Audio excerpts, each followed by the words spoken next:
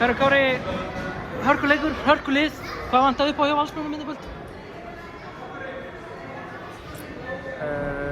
Það var mjög mikið.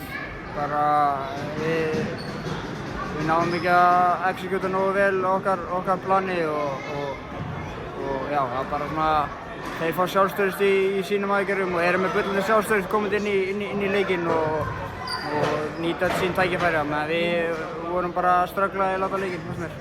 Talandi svona leikplani, hvað var fókusin á þetta Njarðvíkurlið frá ykkar hálfu? Bara ég meina okkur var mikið áhersla að stoppa bakverðina þeirra og gefa frekar stórum mönnum aðeins plás og það svona við náðum ekki að exekúta því nógu vel og því fór sem fór. Erfitt að eiga þetta Njarðvíkurlið? Bakverðinir geta kannski verið kaldir og þá eru meira þess að stóru menn sem geta verið að skjóta hana fyrir utan? Já, bara sjálfsögðu.